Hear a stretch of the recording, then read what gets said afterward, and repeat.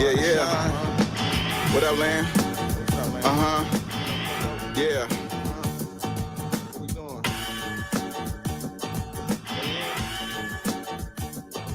Bearded conversation, homie, tap in. Why you hate?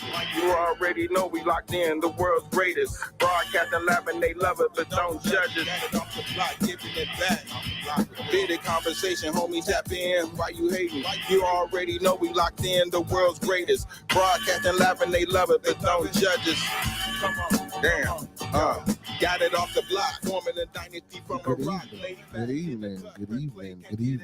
And grand rising to all my overseas brothers and sisters and all my in-state melanated brothers and sisters, man. Welcome to another episode of Bearded Conversation, man. Today is Thumpin Thursday.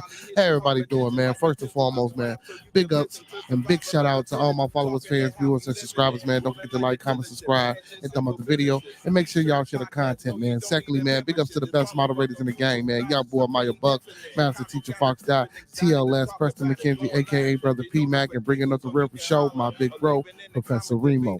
And we can't forget about them queens, man. We got the First Lady, Miss Gigi Gaming Palace. We got Miss Star Wars Marcus LLC, and last but not least, Miss CC Craven Carefully, man. Y'all give it up for them peoples, man. Also, man, don't forget to check out Live Chicago Pizza, 501 East 61st Street, man, Chicago, Illinois, man. Check them out. Also, if y'all want some good soul food, check out Dan's Soul Food and Bakery, man. 2523 West 79th Street, located in Chicago, Illinois. Also, man, if you got a cough and a sneeze, you ain't feeling well, check out the House of Health and Wellness, man. Located 1400 Torrance Avenue, Suite 213. Also, man, if y'all want some grown folks relaxation, man, grand opening tomorrow, man. Don't forget to check out the cafe where grown folks play. They got slot machines in there now, y'all. Hey, go have fun, man. 17553 South Kedzie, located in Hazel Crest, Illinois. And if y'all would East my way, Urban Lux Cafe, 2911 East 79th Street. Make sure y'all check them out. And y'all know how we do on the show, man. Y'all know how I get down, man. Y'all know your boy like the re-rocks on the re-rocks. So hit it. Yeah, we coming off the block with this one. Yes, sir. Yeah. What up, man? Yeah.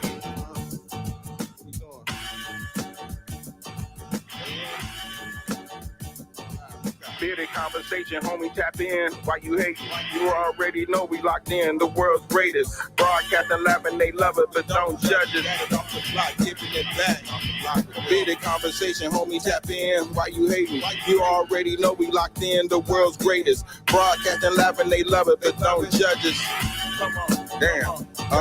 Got it off the block, forming a dynasty from a rock. Laid back in the cut, press play, can't get enough. Yo, let's chop it up in every location. A bearded conversation, opportunity keep knocking like child support. Famous started from the bottom like basements, now we famous. Podcast official, the topic will probably hit you from a distance like a pistol. Subscribe so you can listen to survival of the fittest. We talking it how we living it. Rolling like a dealership, managing several businesses. T-shirts, podcast, no, you don't need a membership. Just follow us on YouTube, Knowledge Supreme Infinite. Chicago got a zipping excited, let's talk about it. Going live, check your notifications so you can holler. Or leaving in the comments, debate it, just being honest. Chicago topics, worldwide views, we supersonic. Big Angus Congress, circle back round like every week. Tell a friend off the block is where we meet. Bearded conversation, homie, tap in. Why you hating? You already know we locked in. The world's greatest. Broadcasting live and they love it, but don't judge us. Got it off the block, giving it back. The hood lovers. Bearded conversation, homie, tap in. Why you hating? You already know we locked in. The world's greatest. Broadcasting live and they love it, but don't judge us. Got it off the block, giving it back. Come on. The hood lovers, got it off the block, giving it back. The hood lovers, broadcasting live off the block, giving it back. Bearded conversation off the block, giving it back. Bearded conversation off the block, giving it back. Bearded conversation off the block, giving it back.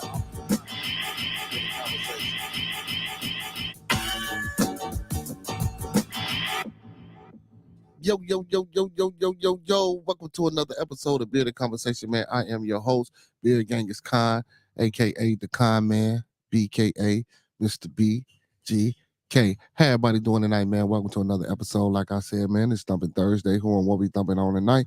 So, man, we try to,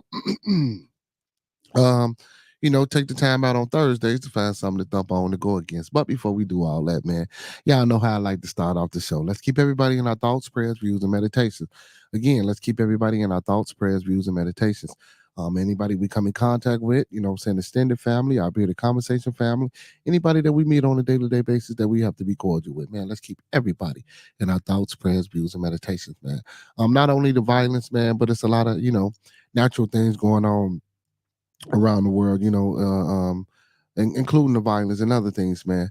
I just had one of my earlier today, uh, one of my little football player sisters, a little sister, man. She put a skittle up her nose. You know what I'm saying? They had to put they put her to sleep. They was able to get the skittles out, but I'm just saying, man, you never know what type of tragic accident or incident can happen.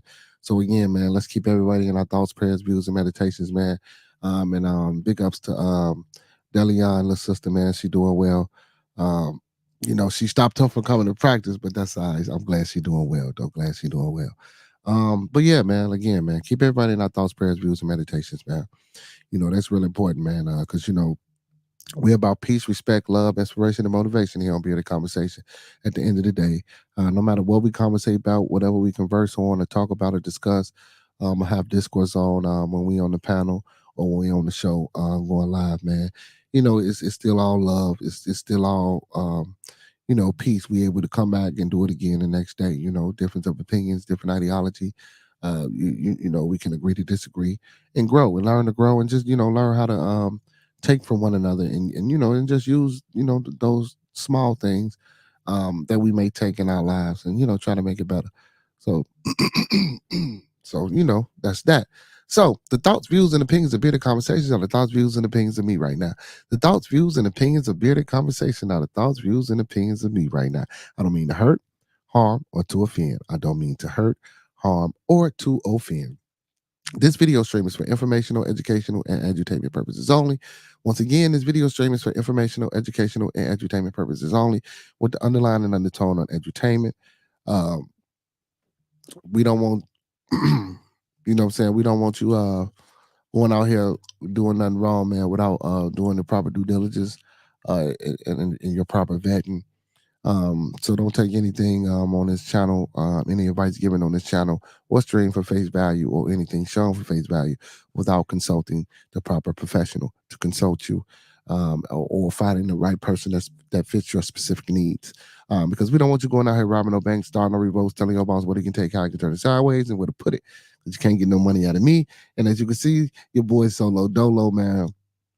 So you can't get no money out of the co-host. Or the co-host is with the Moses, man. So speaking of the co-host, man, big ups to Roscoe P, man. Big ups to L Boogie, and big ups to my Lua, man. A Jizzle, man. The co-host is with the mostest, man. Big ups to them two brothers and my Lua, man. Wherever y'all at, peace and blessing to you brothers, man. Hope you brothers is doing well. And if you brothers, y'all out there, man, and y'all checking out the screen, man. Y'all just screen, y'all can pop on.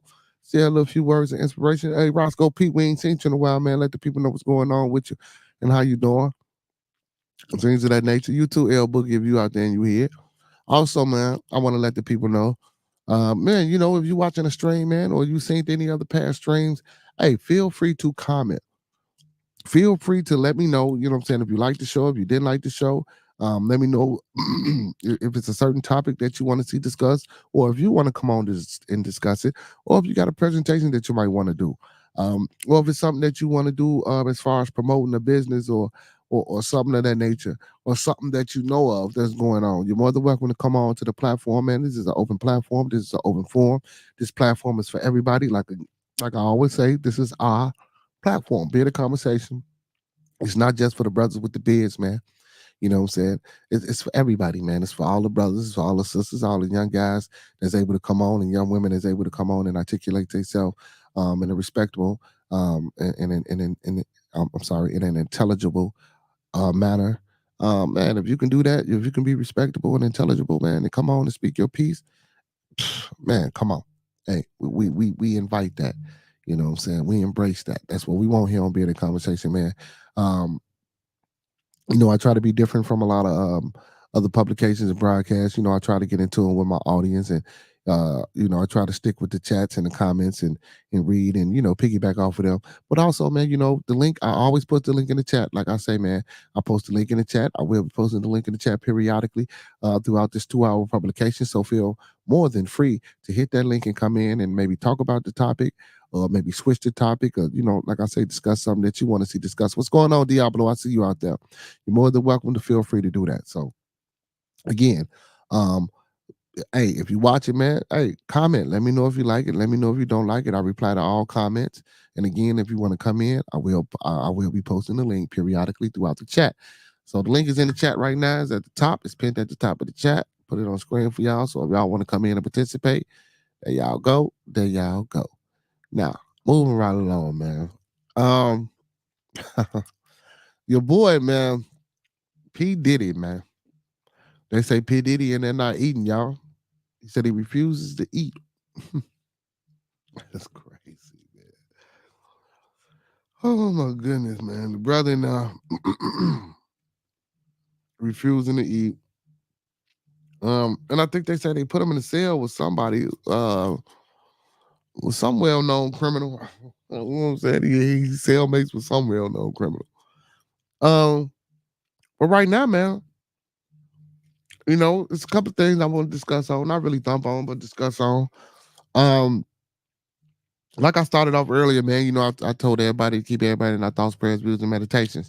So guess what? We got this hurricane, man, that's been in the Gulf that's servicing around I think it's supposed to be Tallahassee, all up to the Florida on the coastal lines and areas and things of that nature. Man, again, man, I want to send thoughts, prayers, views, and meditations to the people in that area that's dealing with this hurricane right now. I believe it's a category one. I probably have to go back and look up some more things, but as of now, I think it was a category one, and it's picking up momentum. I think they said wind speeds of 120, 25 miles an hour or something like that. So man, we want everybody, man. If you're in that area, if you can get out of that area, man, please evacuate. If you got anybody that's down there, any family members, man, if it's not too late, please get on the phone and call and make some type of provisions or some type of way to get those folks up out of that area, man, because it's there, and I know the tragedy and chaos that this hurricane can cause. So, man, please, if you got family members, man, call down there. Let them know you love them. Try to get them up out of there if you can. I don't know everybody's situation down there in Florida, but I just hope they getting together, to try to make a way to get those people safe. Um, that's all I can ask for. I hope the government is sending the National Guard and some people down there to actually assist and help with the things with the hurricane that's going on down there, man. Um, and it's crazy, but that's nature, man. That's Mother Nature, a lot of time. That's why I say, when I tell people, keep everybody in our thoughts, prayers, views, and meditation, a lot of times, I speak towards the violence or the wrongdoings and the things of that nature that go on inside of our communities. But again, we got natural disasters. I mean, even not natural unalivings. You could be just sleep one day and don't wake up. Again, man, that's why I say keep it. No matter what the circumstances, no matter what the situation is, man, we have to keep each other covered, man. We have to think about each other. We got to love each other, man. We got to respect each other, inspire, motivate. Because after this, man, it's gonna take a lot of inspiration and motivation, man. If that hurricane hit through Florida and it tear it up, man, that could send them people into a depressive state. And they on the coast, man. These things happen on a regular basis, probably not. I'm not gonna say regular basis, but it happens. And this ain't the first time. So when you're on the coastal line, especially on the water, you're not gonna, like I say, man, you know about these things, but still, that don't mean that it doesn't hurt, and that it don't affect families when these type of tragedies and chaotic things happen. So again, I hope the government or the coastal guards or whatever provisions we making or whatever we doing, hope we can get those people to help down there. And me, man, I really just hope it just breathes on by, calm down, so we ain't got to go through that. But again, man, if you got family down there, man, please get on the phone, make them phone calls, man. Please let them know they need to get away from that and get up out of the area and evacuate. And I think it's called Hurricane Helen or something like that. I ain't even paid too much attention to it. Uh, but yeah, so that's what's going on in Florida. Also, man, in the news today, man. What do y'all think about for all my Chicago people, man, for all my people that's in the city, and maybe ones that's everywhere else, that might know about him, man. You know what I'm saying? Because he's a political prisoner. I guess you can call him a political prisoner. Um, Larry Hoover, man, 6 released after decades of in prison. And he cites the First Step Act. This First Step Act came back out, I believe, in 2018. So he trying to get resentenced under that act. And if he gets resentenced under that act, hopefully, they'll give him time served. But I don't know how that's gonna go. So I'll read a little brief something from this article, man. So before I get into reading a little brief something from this article, for a lot of older people, and you guys can answer this question without living in the city, man. Because Larry Hoover, is supposedly or allegedly, because it's documented, so I can't say that. So Larry Hoover is a co-founder of the Gangster Disciple, which is a street gang that became popular when that formed in the Chicagoland Woodlawn area. The brother is currently 73. He's been in jail since 1998. He's trying to get out. Now, me personally, due to the destruction of this organization, or any type of organization of that nature or that faction. And I'm not speaking bad about nobody, man. I'm not speaking bad about the Vice Lords or the Four Corner Hustlers or the GDs or the BDs or the Souls or the Latin Kings or the Spanish gangs or the Puerto Rican gangs or the Venezuelan gangs or any other gangs, the Bloods and the Crips. But the respect, love, peace, inspiration, and motivation that I'll be talking about in the beginning of the show and also at the end, outside of your group, where is that? And now, and if it's not outside of the group, and I'm asking where is it? So where is it inside of this group? You know, um, I'm not judging, I'm not knocking, but I do think it's time for a change. I think it's time for a different way to go, because even now on the news, you got old boy, I forgot his name, but he's from London, man. He reports on a lot of and do the documentaries on a lot of the drill rappers that's in Chicago that you see on TV, that you see on YouTube. I'm sorry, and a lot of the New York guys. He do a lot of these little documentaries. Some of it might be true, some of it might not be true. I don't know, because I don't know these people. I don't know how he's doing his research or getting his information or his investigation steps. So I don't know none of these. I don't know none of these things. But I'm saying this to say that even if it was formulated then with a purpose, the purpose has been lost. Um, and from what we see and what's going on today in today's society with the youth and with these so-called gang, and I can be honest enough to say that I believe, me personally, that I believe that the gang culture um has kind of withered away, slightly withered away. It still exists, but it is slightly withered away. I don't think it was as strong as it used to be or as strong as it could have been, as far as organization and being an actual no, I don't want to say detriment, but an actual something good for the communities. Maybe some might have started out that way. Maybe some did have black businesses and fed the people and did this and did that. But look what it turned into. But I'm only saying this to say that, you know, because we're talking about Larry Bernard Hoover. Not I don't want to thump on the man. I don't want to talk about his injustices or how he was wrongly or whatever people may think or whatever was going on with his case. Um, but I want to ask my older people and my people that's watching, man, do you really think we should give a chance and let him out of jail? I mean, I say yes. At 73, I think the brother should have been and learned this lesson by now. And another reason I say yeah is because they might be scared of how he can organize and get young brothers together. But at 73 and with this new era, I don't think nobody would even listen to him or try to get together anyway. You know, in that faction, I could be wrong, but I'm just thinking, it didn't change. It's a big difference. So, I get it. Y'all want to keep them locked up. If this is just me stating how I feel. Y'all want to keep him locked up at that time because y'all didn't want to let him out, because if he came out, he would have united them boys and they'd became strong on the front.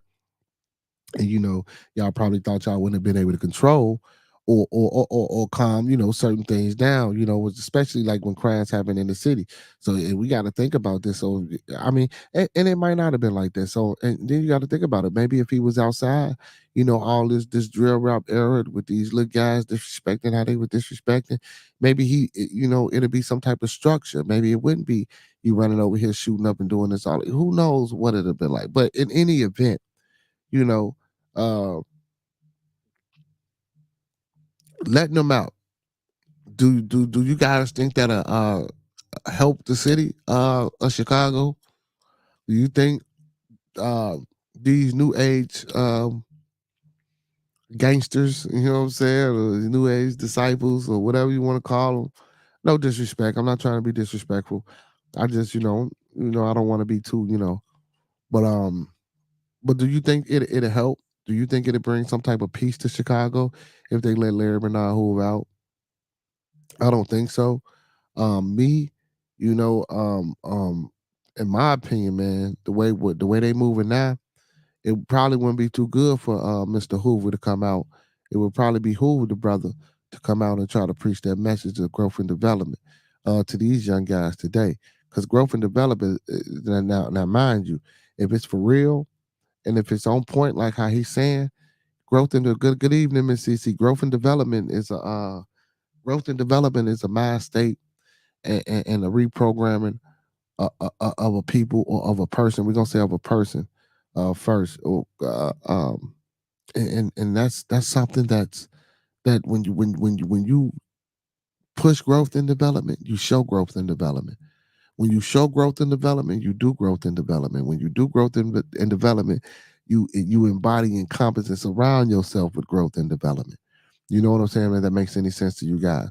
So, um, I don't think he can get out here and push that narrative to these young guys today because I don't think that's what they operating on. A lot of our youth. I mean, not to be knocking on the youth, because you got older guys out here that's still doing things that they shouldn't be doing.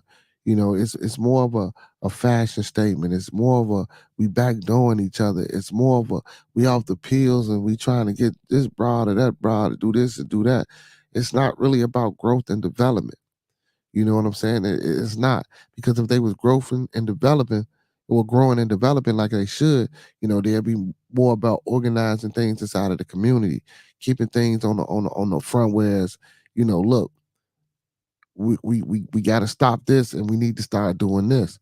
You know what I'm saying? Cutting the grass in the community, keeping the community clean, making sure the community is safe. If you're gonna be out there not going to school and gangbanging and selling your drugs, and not just saying that I want you selling your drugs inside of your neighborhoods and your community, but if you're gonna be doing that, man, doing these times and hours, man, let's stop getting into it with everybody, man. Let's make it safe so the kids can go to school in the morning. You know what I'm saying? In the afternoon, let's make it safe so they can get home.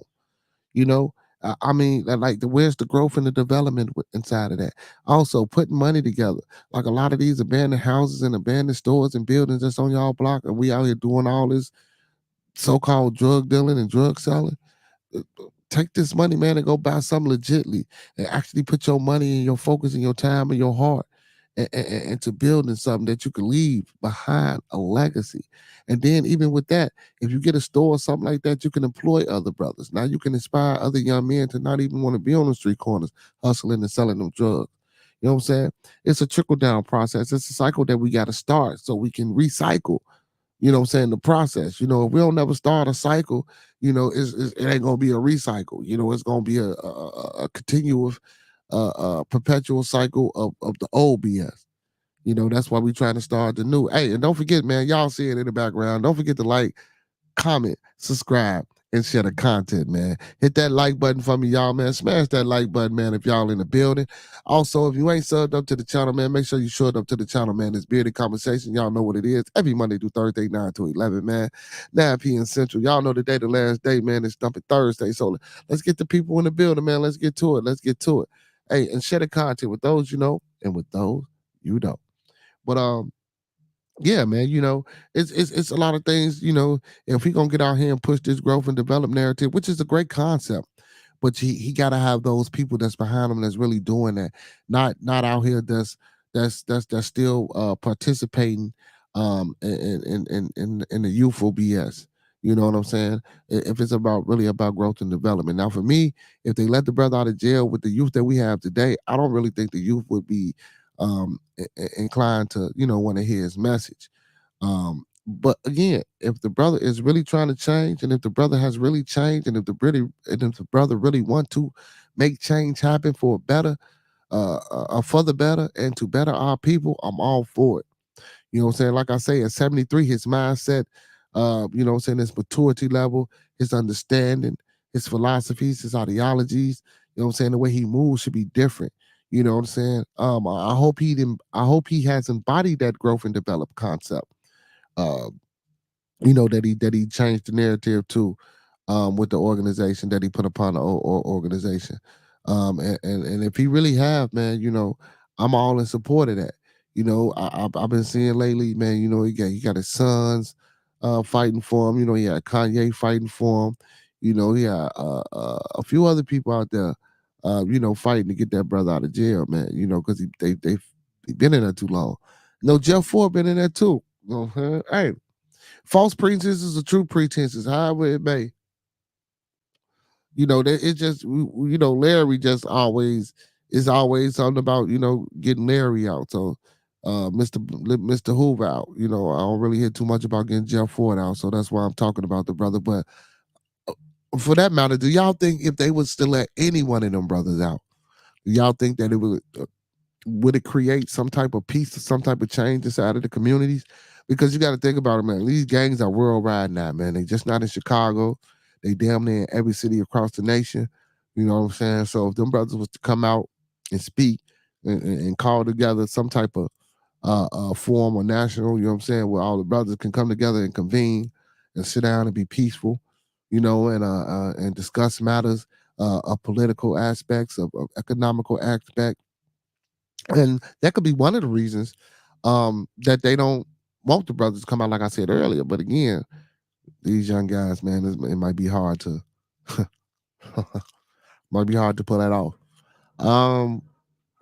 Diablo, what you say about it? She said, to be honest, I think one of these shorties would try to get them just to make a name for themselves.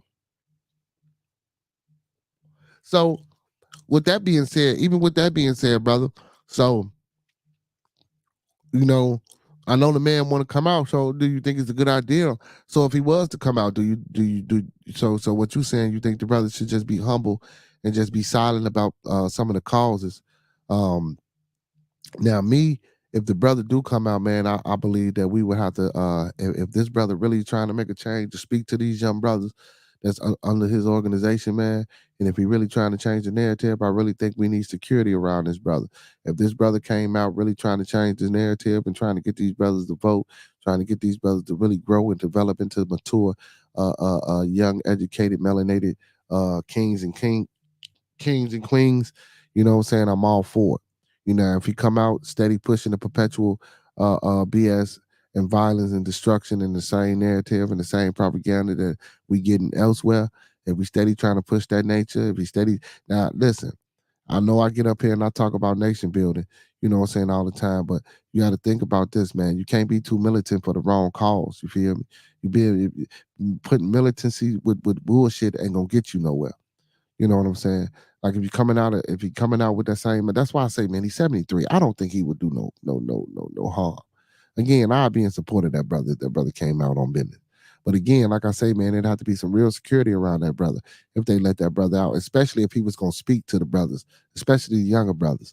You know what I'm saying? Because them will be the ones that we really have to look forward to trying to do something to them. Now the older guys, you know what I'm saying, there might be some envy inside of the older guys as well. but I don't think the older guys will try to make a quick as an attempt as I think some of these younger guys would. Like, oh man, you been in jail. What you done? You ain't done nothing. This, that, and the third. You'll get things like that. And a lot of times that come from not understanding how a lot of things go. And ain't nothing wrong with that. Ain't nothing wrong with that. But yeah, man. So they let the man go. I say he's 73, man. Let him out of jail and let's see what he do. So, Larry Hoover, the 73-year-old co-founder of the Gangster Disciples, made a rare public appearance on Thursday as he addresses a district judge via video conference. Larry Hoover, 73, is seeking resentencing under the First Step Act, a law passed in 2018. Hoover, co-founder of the Gangster Disciples, has been serving a life sentence since 1998. A ruling on his request is expected next month. Larry Hoover, the 73-year-old co-founder of the Chicago street gang, the Gangster Disciples, made a rare public appearance on Thursday as he addressed a district judge via video conference. Hoover, who has been serving a life sentence for murder since the 1970s, and then another life sentence for running criminal enterprises from prison since the 90s, is seeking a new chance at freedom through a resentencing request under the First Step Act, a 2018 law signed by then President Donald Trump that allows certain sentencing reforms to be applied retroactively. Hoover's legal team argued that evolving views on lengthy prison terms warrants reconsiderations of his life sentences, which he is serving at a high security ADX facility in Florence, Colorado. While we recognize the seriousness of the offense for which he's convicted, we believe that there's been evolving attitudes about excessively harsh sentences, and that life in prison at the ADX is basically just being buried alive, his attorney said after the hearing. A ruling over Hoover's sentencing request is expected next month. So, yeah, man, he trying to get out of jail. He's trying to get out of jail. Yeah, he's 73. Let that man out. Let him out, y'all. Shit, man. He was supposed to come to Chicago for court, but they switched it up once they thought about the security issue. Yeah, yeah, yeah. Mm. Mr. Hoover, man, Mr. Hoover. And the boy, the mayor, man, they got him on some robbery and fraud charges. The mayor of New York, they got him on some fraud charges, man. Hey, and speaking on, but all these executions, man, a parole board recommended clemency for Emmanuel Littlejohn. Oklahoma executed him anyway. So a parole board was trying to get his man some clemency. Excuse me, Oklahoma executed him anyway. See, this is what we was talking about yesterday when we was talking about the Marcellus Williams brother when they had had some evidence and even the prosecution was trying to put a stop and put a halt to the execution, and they still want but it's Missouri, man. I tell y'all, man, we got to look into Missouri, man. A lot of things be happening in Missouri, man, low key, that we don't be knowing what's going on. I want to know what's going on in Missouri. Who the powers that be that's in Missouri? What Missouri got? You know what I'm saying? Because Missouri, even in old court docs, Missouri is always on that court doc somewhere. But yeah, man, another brother, man, Emmanuel Littlejohn, 52, was executed by Oklahoma Department of Corrections on Thursday. Federal public defender for Western District of Oklahoma. Emmanuel Antonio Littlejohn has become the fourth U.S. death row inmate to be executed in the last week, despite an Oklahoma clemency board voting to commute his sentence. Littlejohn, 52, was executed by lethal injection at Oklahoma State Penitentiary in McAllister at 10:17 a.m. Thursday. In August, the state's the parole board voted in favor of granting clemency to Littlejohn, who has long claimed he didn't commit the crime. He was convicted of 22 years ago, but Republican Governor Kevin Stitt moved forward with the execution anyway. Stitt had the power to commute his sentence to life in prison without the possibility of parole, something he's done once before in the case of Julius Jones in 2021. Little John had been convicted of murdering Kenneth Mears, 31, during a convenience store robbery in Oklahoma City in 1992, but the case has been shrouded in doubt over whether Little John was the one who pulled the trigger. I didn't kill Mr. Mears, but I was there, he said in an NPR interview on Wednesday. So why am I to be put to death for not killing nobody just being there? The death row inmate has admitted to being one of those two robbers, but said his accomplice Glenn Bethany fired the fatal shot that struck Mears in the face. Little John was 20 at the time. Both men were charged with first-degree murder. Bethany was given life in prison without parole of the following his 1993 trial, while Little John was handed a death sentence the following year, and then again in 2000 when he was retried because of a jailhouse snitch gave improper testimony. So, and this is another thing with the justice system, man. If they both got convicted of first degree murder, why did one get life in jail without the possibility of parole, and why the other brother get the death penalty sentence? You know what I'm saying? Like, what's going on? Attorneys filed last minute attempts to spare Little John's life, but judges of the Court of Criminal Appeals voted against a stay of execution 5-0 on Wednesday. Activists rallied to stop his execution in the days before it took place as part of a fierce clemency campaign. His attorneys also argued that there were inconsistencies in how prosecutors handled charging the defendants. During his clemency hearing in August, Little John said, "I know that you heard from a variety of people who think I deserve to die. They don't know me. They were not there. I know that I didn't kill Mr. Mears. I've admitted to my part. I committed a robbery that had devastating consequences, but I repeat, I did not kill Mr. Mears." Still, Oklahoma Attorney General Gentner Drummond and other state officials told the parole board Little John admitted to killing Mears after the incident, claiming he told Mears' brother he's still dead. He ain't coming back. After the clemency board ruling, Drummond said he remained steadfast that the family of Kenny Mears has waited far too long for justice to be done. So we just going around killing people. We just going around executing motherfuckers, man. So what y'all think about the death penalty, man? What y'all think about the death penalty, man? You know, I know a lot of states done away with it, but I know a lot of states, they for it. Missouri is considered a Midwestern state by the United States Consensus, but Missouri has some ties to the South, including history. Missouri was a slave state and saw over 1,000 battles during the Civil War. So it's some nostalgia to Missouri, man. You know, like the professor said, it's a Midwest region state, but it could be considered a Southern state, and a lot of battles and a lot of things, man, and then went through that. I was telling y'all it was a port for slavery, man. If you go there, and if you ever take a tour, or if you know somebody that knows their town well, they can tell you and take you and show you, especially in downtown St. Louis, not too far from where the arches at, man. They can show you and tell you about how they used to put the slaves out there on them blocks or on them platforms and sell them. They still got them out there to this day. To this day. Some of them they turned into buildings and things of that nature. But those structures and shit, they still there. They still there. Yeah. That should tell you all you need to know about the state and its policies. Yeah. Yeah. Yeah. St. Louis. But yeah, man, we just executing, man. We just going around, lethal injection in everybody. You know what I'm saying? And this year, man. I don't know what's going on, man. I really ain't for all that. I don't know, man. Like I said yesterday, man, it's kind of hard, man. If somebody do something, I don't know. Mm-mm. Now, if you kill somebody, is it justifiable to punish you with killing you? I mean, we do all this biblical. We talk all this biblical. We talk all this religious and spiritual shit.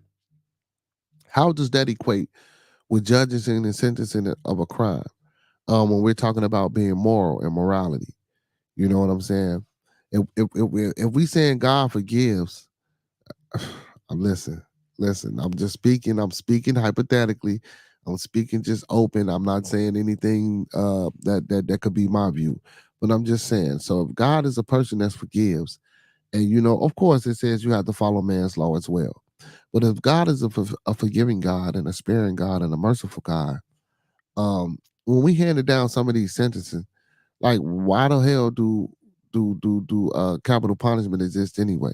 Because if you give somebody life in jail without parole, 9 times out of 10, he's never coming out.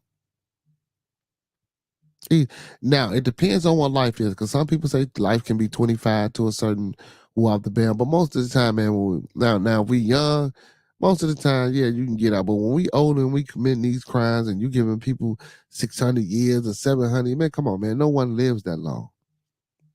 That's insane to even get that. That's insane.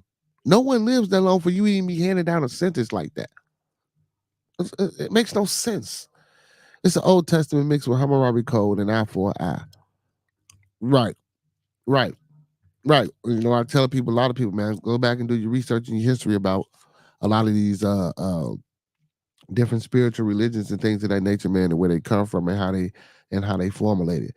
I know people like to think that theirs is the ace going boom and the number one on top, but you got to think about it, man. There was things going on way before, way before the obsession or whatever you thought.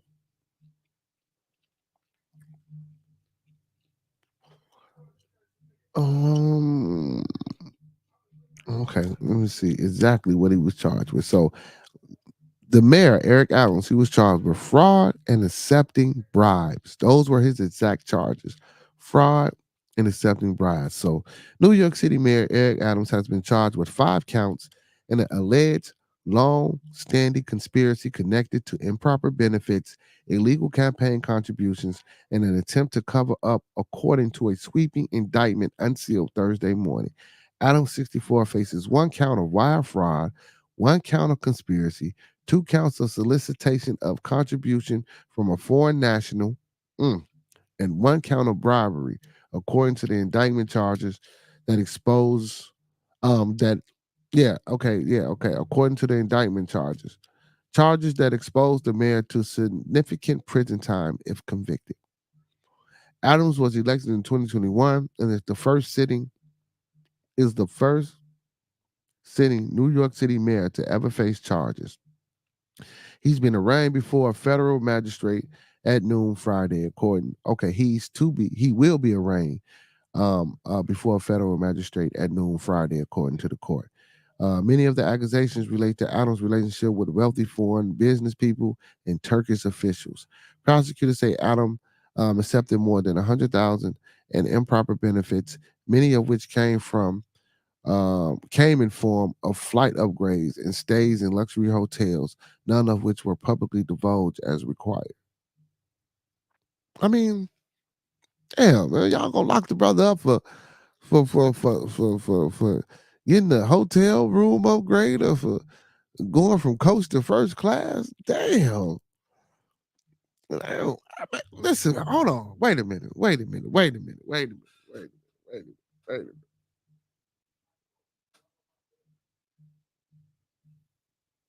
So our ex-president gets convicted of 34 counts of felony charges.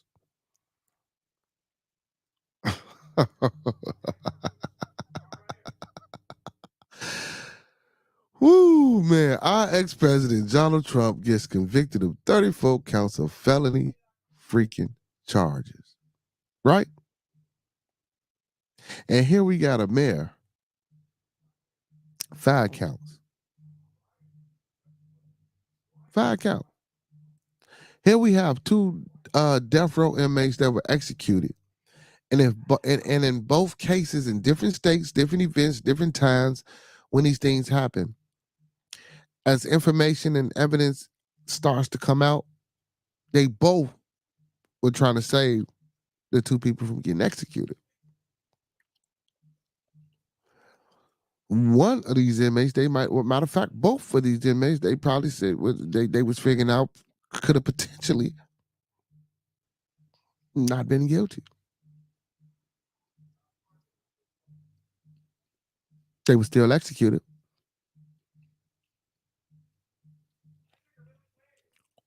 Mayor Adams,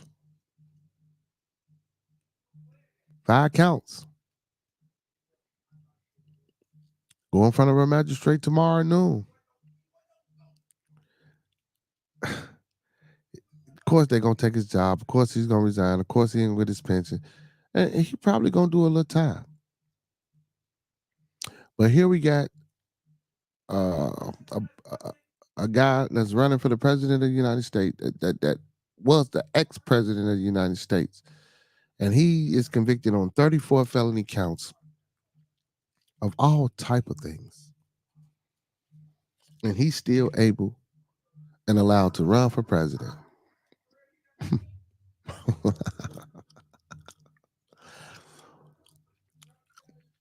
But they can't. Let's not forget about Tiffany. They ain't found her yet. They ain't found her yet, y'all.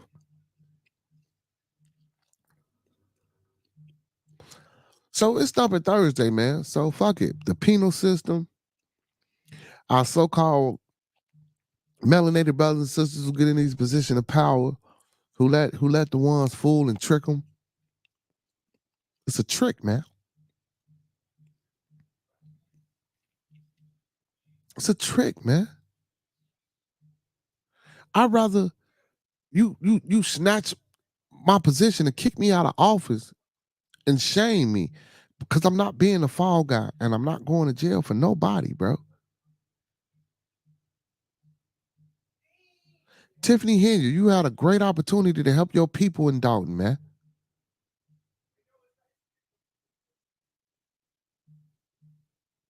You had great opportunities to help the youth out in Dalton.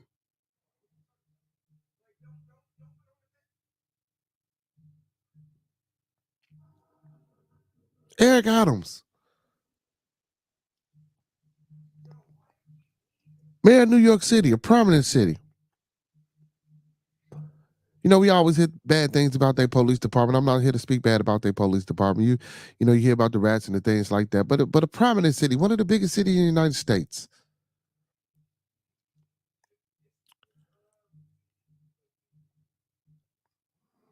You're in a position of power where you can make change happen. Not only for your people, but for the people of that state. And I'm not saying that he didn't get caught up into some bad dealings. I'm not saying that, you know, whatever, because anything could happen. You know, he could have got tricked or again, shit, he could have went along with the program. We never know. And then, you know, y'all, it's hard to say, well, let the court, let the courts play out, let the court play it, let them do this, let them do that. Because if he wasn't getting down with the program or if he's being the fall guy, we can't say that because the court system gonna automatically go against him if he know he's being the fall guy, or if he's saying, "Look, okay, well, I'm gonna be the fall guy. I just can't get too much." They already know. They know the outcome. They know how this game finna end. They know how it's finna be played. What you say, Remo? They found her. Oh, he said they found her. She illegally hired a new police chief in Dalton, y'all. This is what I'm saying. Like, y'all know, like she's if how is she steady making these decisions? How is she steady even the mayor? Why it ain't been no provisions made for her to step down? Where's the deputy mayor? Why hasn't her duties been took? Why hasn't she been put on a leave? We already know she took this money and she spent this money and she did this with this money and and she was doing things unjustly. She was doing shit the wrong way. I don't know about Eric Adams, you know. It ain't been a lot that came out about him, but you know, Tiffany here is here in Illinois. You know, I could ride up on her, you know what I'm saying? Like and see what's going on out there. Eric Adams is allegedly. We have to wait till some more things come out, and the more things come out, and then again, we still can only speculate and guesstimate because we don't know for sure. But come on, man, we got to do better with these opportunities that we get. We always saying that we ain't got no chances, we ain't got no resources for shit. Come on, man. We got two melanated individuals in positions of power, man, that can make change happen. That can help escalate growth and development amongst our people.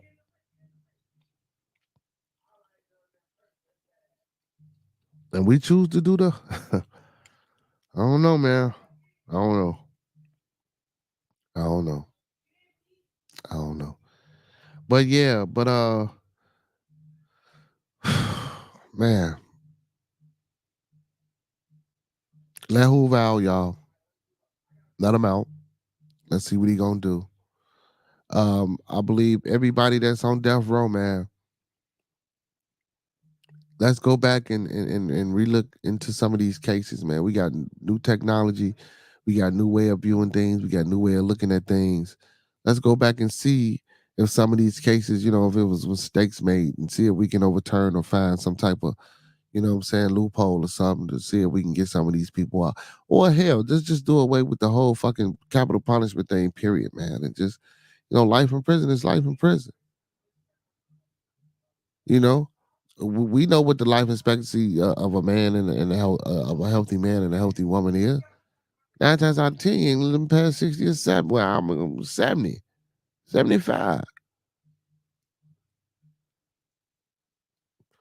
Shit, if I'm 19 and you giving me 40 years, shit, by the time I come out of jail, man, look, ain't no sense of giving me life. My life, that's my life.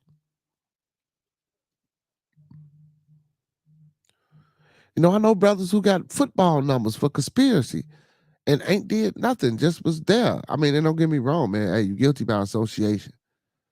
You know what I'm saying? Hey, just because you don't know the law, that's not the law fault. That's another thing that a lot of us don't understand, man. Listen, y'all, if y'all don't know the law, that's not it's not the police fault for you because you don't know the law. If you with somebody that that's doing some shit that ain't got no business doing, or doing some things that you usually don't involve yourself in, that's not on the police. You can't be mad at the police for that. You can't be mad at the police for that. Hold on, y'all. You absolutely can't be mad at the police for that, because now you got to understand that you put yourself in that situation.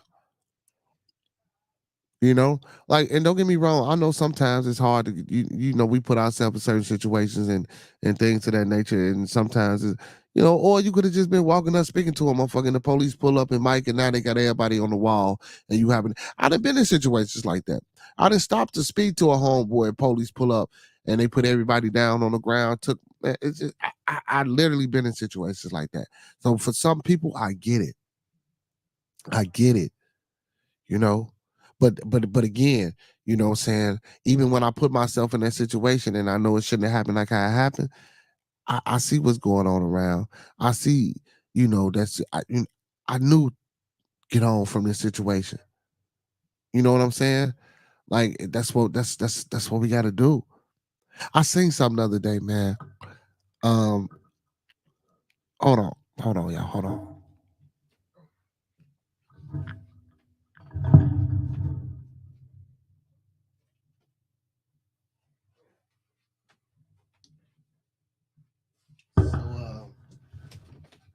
So I seen something the other day. I was watching something the other day, and the brother was talking about what'd you say? Hold on, Remo. You say new technology sometimes falls way too antiquated perspective. Yeah, yeah, yeah, yeah. But the brother was saying, in order to change your mindset, or in order to change what's going on in your life, just like I talk about how we have to do, and then we have to take action. Ain't nothing wrong with getting up here on Bearded Conversation or any other platform, And we started to discuss and talk about the things that we need to change, and then we started formulating and getting ideas together and coming up ways to change these days. And once we get all that and we get the right people in play, now it's time to either raise money or take money that we do have and allocate those funds towards uh, getting a physical action or getting into some of these things to help, change the narrative or change the way or help us achieve this growth and development. That's the running thing, growth and development, man. Shout out to Larry Hoover, man. Even though I don't support no type of gang activity, but growth and development, man, because that's what we need to be doing. We need to be growing and developing, maturing, evolving. But basically, what the brother was saying, like, man, in order to do any of these things, like, like I said, when I knew it, I overstayed my welcome in that situation where I got caught up in a situation where the police pulled up and I got locked up and all this type of shit. But this was a while ago, a long time ago, y'all. Kid shit. But but still, even then I knew, like I said, I knew I should have got the hell on at a certain time, but I didn't. I still stuck around too long. But the brother say, man, in order, if you really want to change what you got going on, man, you gotta stop hanging around the people that you hanging around. Stop talking to the people that you're talking to. Stop listening to some of the music and shit that you listening to. Stop reading some of the bullshit that you be reading. Stop listening to some of the programs that you be watching. Or stop watching some of them programs that you like. If you really want to change and if you really want to be a productive and positive person, man, listen, I'm not saying go to church, but let's try to keep positive people around you. Keep people who working. Keep people who are inspiring, who people who's inspiring, people who's motivating, people who respect you around you. People who have your best interests at heart. Not someone that's telling you what to do with yourself, but someone who can advise you on certain steps that you can take to improve yourself. You know, we get that with our parents. Our parents should be, if they parents telling us, but but outside of your parents, the circle that you're gonna accumulate as you take this life and journey. And don't get me wrong, we get friends, man. We got friends when we small, man, and we grow up with certain people, and certain people we can't shake. So we tend to keep certain people around us. I used to always tell my kids, it ain't nothing wrong with having, what I'm saying, these type of motherfuckers around. Motherfucker that that's gonna fight and have your back and do that. What I'm saying? Ain't nothing wrong with keeping, some motherfuckers that's smart around you. What I'm saying? If you get into a situation or you in class and you need help or you need some tutoring and you don't know some things, now you got a person that you can talk to that can help push you along this way.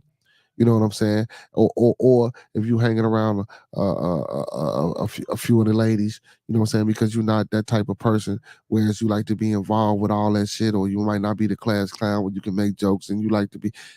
But keep a variety of people around you. And sometimes instead of like how we get on here the conversation that we converse with each other, man, you got two ears, man. Sometimes you need to use those listening ear. So Master Teacher ain't on, man. We got some precious jewels. You got your listening ear, got a silent tongue. I'm gonna let y'all guess on the other one. So because you got two listening ears, that tongue has to be silent. That tongue has to be silent. Some people say we got them two ears because some shit come in, other shit go out.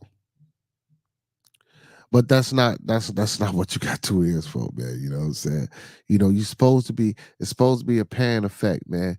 You know what I'm saying? If it's going in and coming out, it should be coming back in, man. It should be a cycle, like that halo around Jesus. You know what I'm saying? When these words is coming in, what I'm saying, they should be cycling back around. I don't give a fuck from whichever way it's coming. If it's coming from here, it should be coming out, going back around. If it's coming from here, it should be coming out, going back around. Like a halo. You know what I'm saying? Like that halo.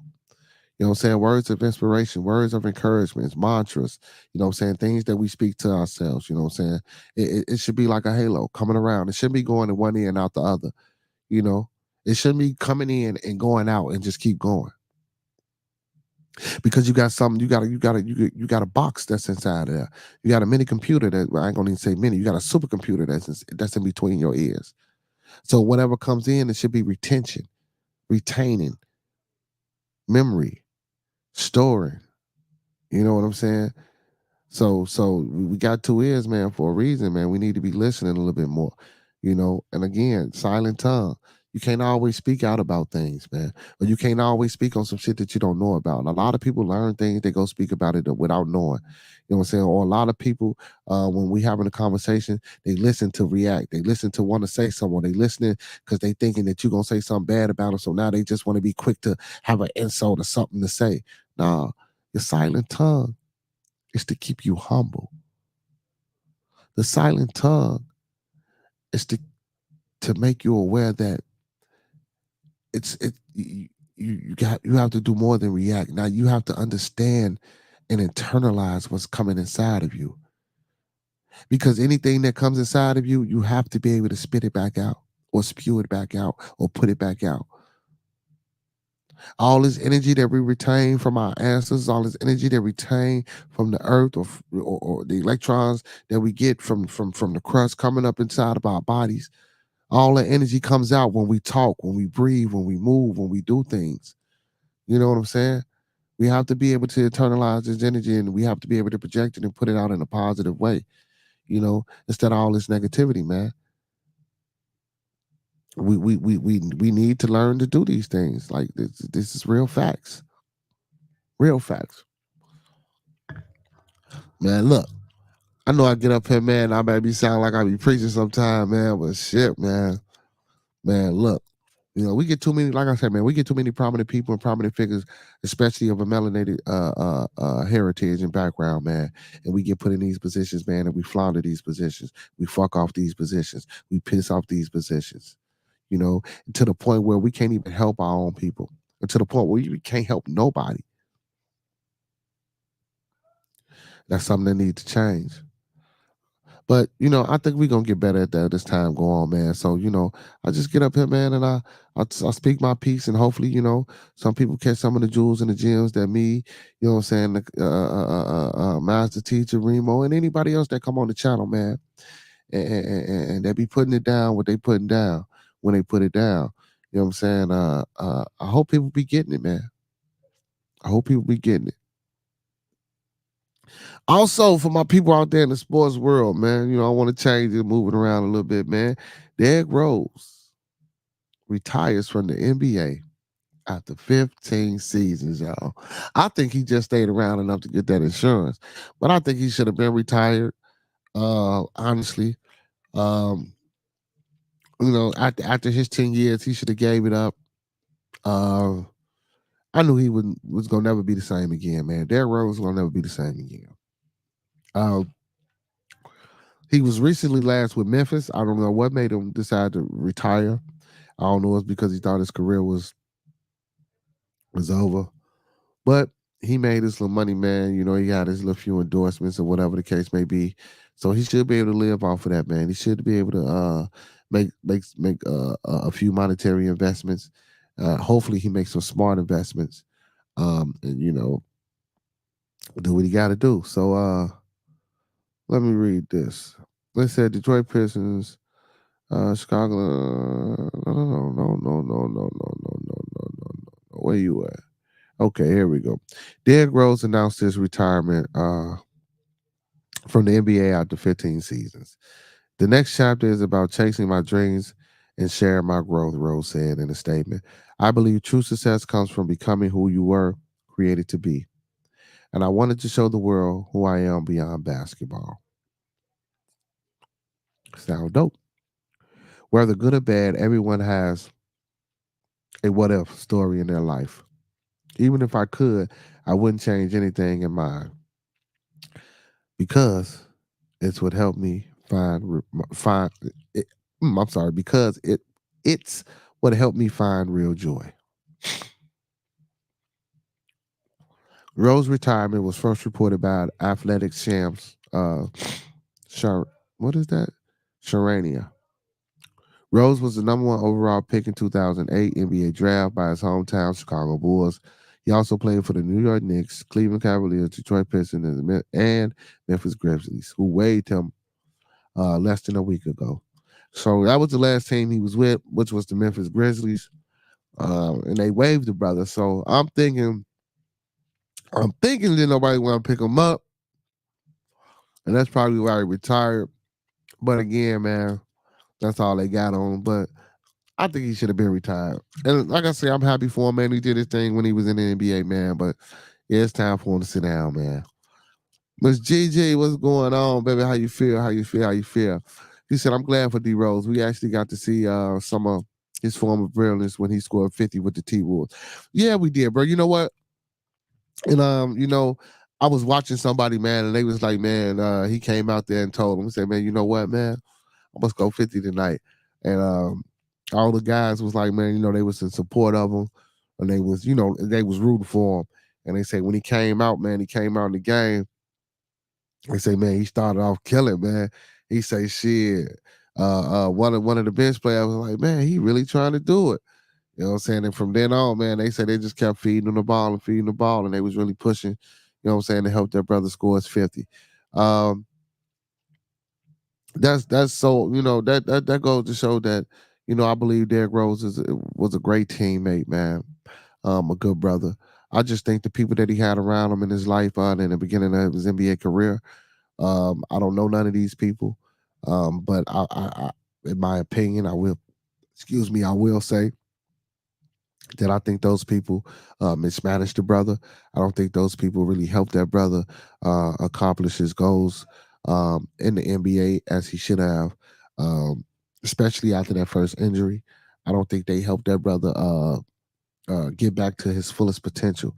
But with that being said, man, he was still able to last 15 years in the season. He's one of Chicago's finest high school basketball players. I believe the brother went to Simeon High School. So again, man, big ups to Derrick Rose. Big salute to him. He got a son that's playing AAU basketball. The son is okay. He okay. He ain't, but as he gets older and he develops, I'm pretty sure, he'll probably be something fierce like his father. But maybe not, you know what I'm saying? But big ups to Derrick Rose in his NBA career, man. And like I say, man, he got that tenure where he was able to stay over 10 years. So, he's able to get that insurance for the rest of his life. Like another Chicago former board player, Tony Snell, he got moved around. I think he went to the Milwaukee Bucks, but then he got cut. But he wasn't in the league for 10 years. So since he wasn't in the league for 10 years, I believe his son had autism, and he couldn't get the proper medical care. I guess because he couldn't afford it or whatever the case may be, and he was trying to get back into the league because if he got back into the league, and it pushes when it pushes his tenure or his time in the league to 10 years, he automatically get that insurance. You know what I'm saying, that would help take care of his son. So he was trying to do that. Yeah, most definitely. Oh, most definitely, man. Speaking of that, big up to Cube, man. I really don't talk about Ice Cube enough, man. And the things that brother doing with the political game, with his political things of that nature and stuff like that, and this activism and shit. Big up to Cube, especially for the big three, man. For holding down a lot of old retired basketball players, man, that still want to play, that still think they got a little something left in them, man. He allowed them to come over there in the big three, or he allowed them to come over there and coach in the big three. Big ups to that. But Cube, I really think Cube should move more towards let them retired motherfuckers be retired. Move more towards college players and start damn near like an amateur league. You know what I'm saying? That's what I think. That way, because the big three is like a half court. It's half court, right? Remo, I think it's like a half court set. Don't get me wrong, it's different, it's interesting, but I think Q can accumulate just a little bit more revenue and do a little bit more on the marketing side if he was, switch the league around to, what I'm saying, maybe a 5-on-5 league, have people buy in and invest in things of that nature. Not compete with the NBA because they already think they'd rather compete. There's been a big flag with the big three. The NBA don't support Q. Where he didn't say this publicly that the NBA, half court. Yeah, he said this publicly that the NBA don't even support or endorse the brother. The brother said he was going to give the NBA 10% of his profits of what he make without them helping. Just get them 10% just for them to endorse or help push or grow what they got going on. So, but again, I guess you could still say the NBA helping indirectly because a lot of the players that's in the big three, they come from, they retired NBA players. So that's cool. Q doing a good thing, looking out for them and keeping older brothers just trying to stay in shape and they still got the love for ball. You know what I'm saying? And they still want a ball. He keeping them going strong. So big ups to Q for that. Yeah, man. But that shocked me, man, when I seen Derrick Rose saying he was gonna retire. I seen something like that a couple of days ago, but I ain't know. Hold on, man. They letting Diddy speak for prison. Hey, y'all, they letting Diddy speak for prison, y'all. Let me see if y'all can hear this. This is crazy. Let me see. Let me see. I ain't gonna I ain't gonna switch it because all that switching. Uh,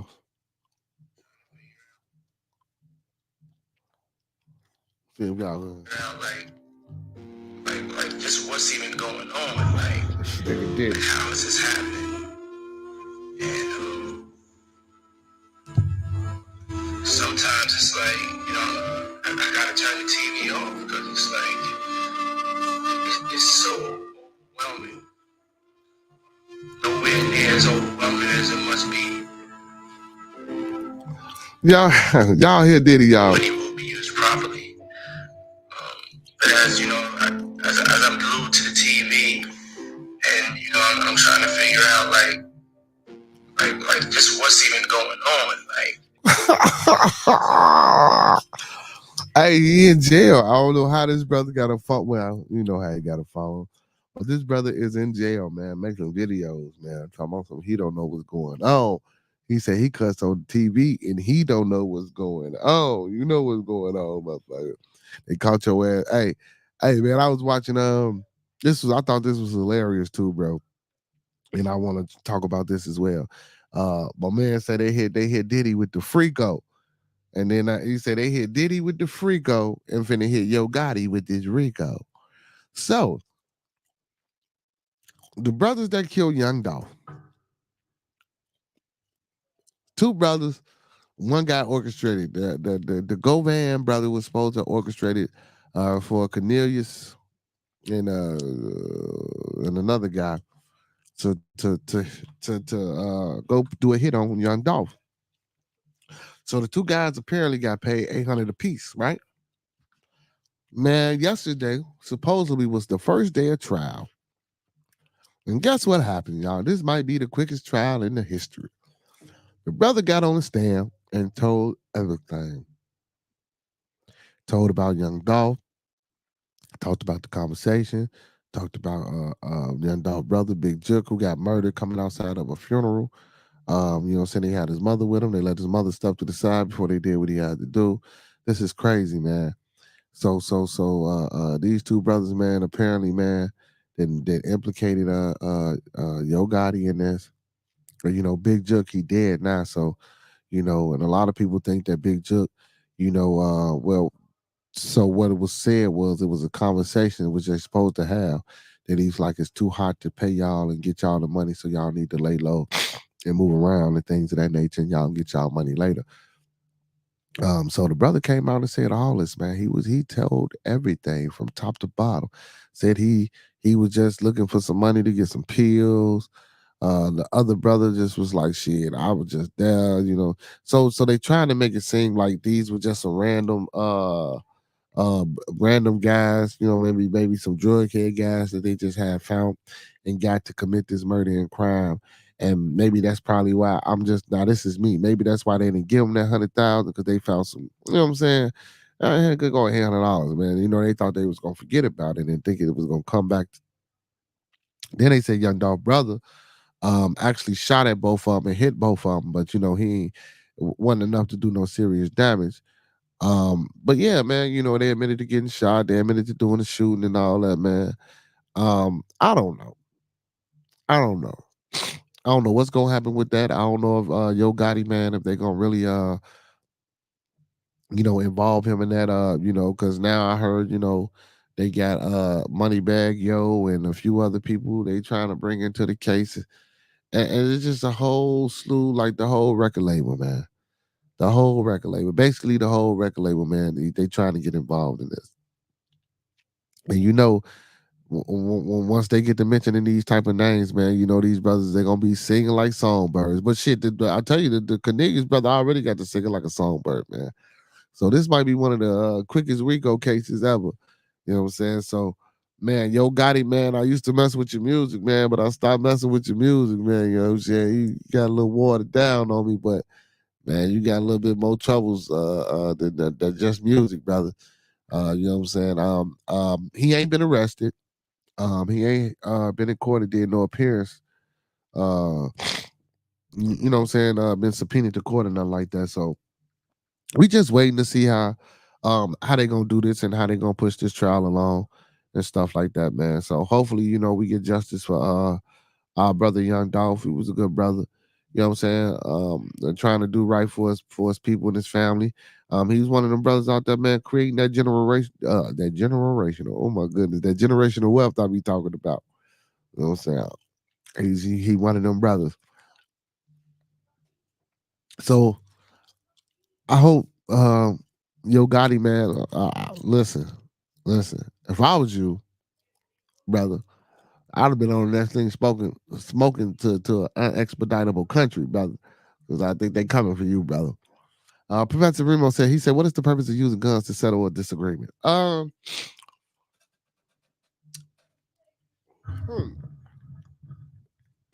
The purpose of using firearms to settle disagreements, maybe you can't fight. Maybe you always getting bullied or punked or beat up on.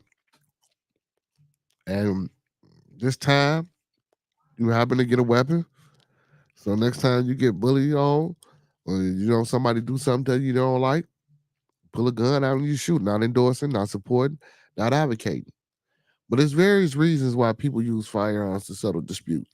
You know, you could be mentally disturbed. You know,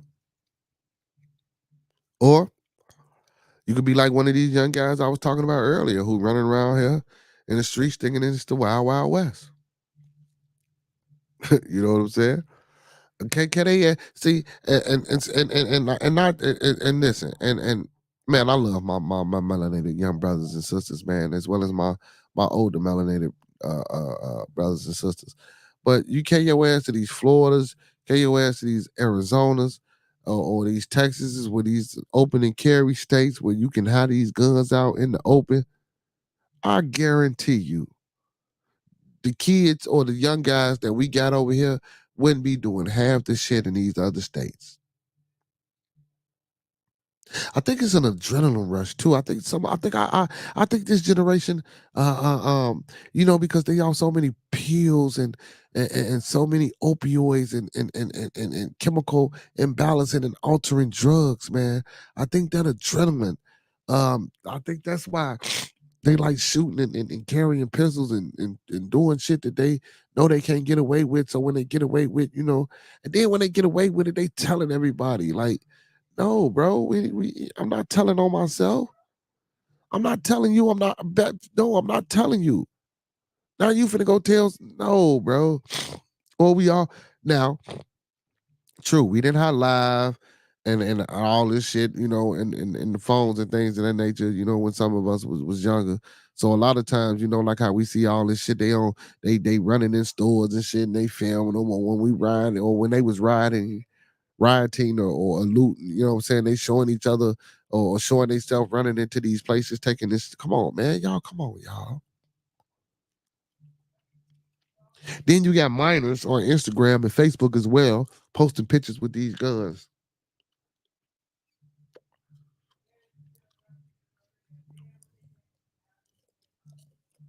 Crazy. It's fucking crazy. I don't understand.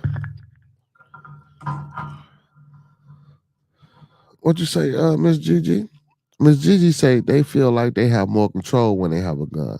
That too, you feel like you control the situation and the outcome. That's that. Now listen, not to support that, But that's true. When you feel as though you have control more, when you feel as though you have control of a situation, or you control the situation, and you got the upper hand in the situation, or when you feeling like that, I guess, it's fake courage, man. It gives that fake confidence, versus getting it the right way. He said, too scared to take an L because cameras are everywhere. I think it's a pride thing. It could be that too. Most definitely, it could be that too. You don't want to take a whooping, man. A lot of people can't fight. And then, but you know what's crazy though? The same people that you're getting beat up, they can't fight neither. So shit, the fight looks so sloppy. Shit, it ain't no win to lose nowadays. Well, I be watching so much on this internet, man, when they be putting boxing gloves on these young guys, man, and they be out here fighting, bro. They be all out of breath. Hey, man, big ups to I forgot the name of that shit I used to watch, man. But a brother from Chicago, man, he was doing that. Then you got this another young brother, man, that's in Philadelphia, I believe. Uh Doing the same thing, putting the gloves on people, having them box it out, man. But yeah, but big ups to them brothers for promoting it that way, man, and doing it that way, and making them shake hands and hug it out, and going their separate ways once it's over with. Now after that, I don't know what happens, you know what I'm saying? But yeah, man, watching them fight, man, bro, can't nobody fight, so ain't nobody taking the L nowadays, Remo, for real, because shit, they all just swinging and ain't really no fight, man. You know what I'm saying? Mm-mm. He said, I think that all started when World Star became a thing. Not World Star, not just World Star. He said, start smacking that. Oh man, my bad.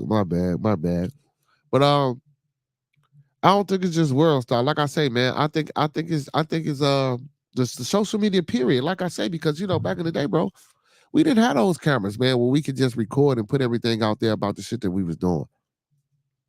You know? We couldn't do that. When we did something, man, the only way a motherfucker found out that we did something, they either seen us doing it or we went back and told them we was doing it. We not broadcasting it live on the air. Holding the camera as we doing whatever we doing. Or holding the phone now because it got a camera on it while we doing whatever we doing. Not saying that we should have been doing what we were doing, but I'm just saying, bro. Like now, it's like that's the thing. And y'all don't realize that police be on it, man. Police be all on Facebook, bro. They got task force for that. For those that don't know, now I get it. A lot of us ain't going to jail and a lot of us ain't getting locked up. But like I spoke about earlier, how you got these little boys and shit on Instagram with all these guns and on Facebook with all these guns, bro. Like people see that, bro. People can report that. They can send the police to your house. Especially if you that young and you holding it, man. Come on, man. Motherfuckers know what props is. And where you get a prop like that from? That's what I'm saying. And parents, man, to get on y'all ass for a minute, man. Y'all got to do a better fucking job, parents, of monitoring these fucking social pages, bro. Come on, man. Y'all buy y'all kids these damn phones. Y'all don't look at the pages and the shit that they posted and putting up on the pages. Y'all ain't putting up. Y'all ain't looking at the pictures of y'all daughter with all the looks and shit that she doing. Raising up a shirt, showing her stomach, taking pictures. Like y'all don't see all this shit. Come on, y'all got to see that. Y'all give them the phones, bro. Y'all give them the phones. It don't take 2 minutes, bro, to go to your child or your son or your daughter and say, man, unlock this motherfucker. Go to your Instagram. You know what I'm saying? It don't take long, 2 minutes to say, look, unlock this motherfucker. Go to your Facebook page. Or to scroll through the phone, what's this app? What's that app?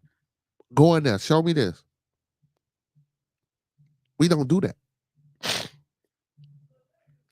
We give them the phones, man, and same, man. And not only with that, man, being involved in the kids' extracurriculum activities. Listen, man, I know life be life, and I know it's hard to be a parent. I get it. I understand, man. But if you put your child in something, saying support your child, make sure your child get there. Let your child know the importance of being part of something and sticking to something and having convictions and not giving up and following through. We don't do these things, man. A lot of us don't do these things. And I ain't saying I'm perfect, and there might have been times where I have not done all the things that I might get up here and preach to y'all and say, well, we need to do this and we need to do that. It probably was a time that I didn't do those things. But now that I'm more consciously aware and I'm in a better place and I'm in a better situation, with my growth and development, then I can say, as of now, yeah, I'm doing those things. And I constantly do those things, and I constantly promote and push for others to do those things, and don't mind helping others find ways to do those things. You know what I'm saying? That's what we have to do as parents, man. We have to motivate, support our children. We have to inspire our children. We have to encourage our children. We have to monitor and look after our children. And then the first thing we say is, uh, you know what I'm saying? The first thing we say is, well, damn, look at them kids, man. Look how they acting. Look, ooh, ooh, ooh. And 9 times out of 10, you be one of them parents that ain't went and looked in your kid's phone. Or you one of them parents who don't think your kid do nothing wrong or nothing bad.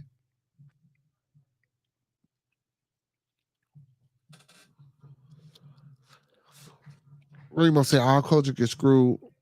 He said our culture gets screwed through the media hole. Hey man, yeah. Well, yeah.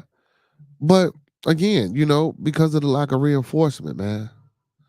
The lack of reinforcement, man. Like today, man. When I got to practice today, man, I had 4 kids that practice. Like in order for, and I know parents talking, I know parents, but in order, like man, the practice, we didn't have practice for the past 2 days. You would think, and it's just me, man. It's just me. You would think we ain't had practice in the past 2 days. You would think that on the day that we finally get to practice, man, that you would have all the kids there. You know, and not to just talk about uh what's going on with the problem, but this is a all across the board issue.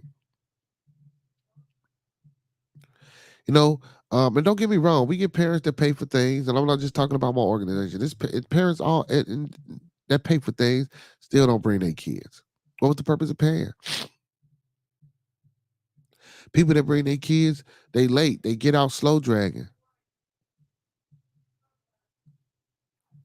Then you would think after a loss or after a bad performance, some kids once they get on the field and it's time to do, what we do to get the practice started, you would think that they would instantly jump in line, fall in line, and do what they need to do without somebody hollering at them, yelling at them, telling them to hurry up, put your stuff on, put your cleats on, put your pads on, put your pants on, come on about that car, put your helmets on, strap up, run the lap, stretch, circle up, let's go, let's go, let's go. You would think, because these are things that we do on a regular basis consistently. You would think that they would come with the mindset of, come on, man. Now, sometimes some parents do give their kids pushes, but a lot of parents don't.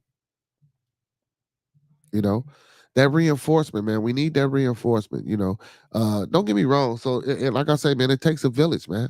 That old African proverb, it takes a village. So, that's like if I'm out there, with the kids doing what I do for the couple of hours that I got them, once they go back to you, man, once we send them back home as coaches, now it's time for y'all to take over and do what y'all need to do, not only in your household or in school, but letting them know what to do when they out there practicing on that field or on that basketball court or on that baseball field or on that tennis court or on that or you know what I'm saying, or on a golf course or whatever sport or any extracurricular activity that they into.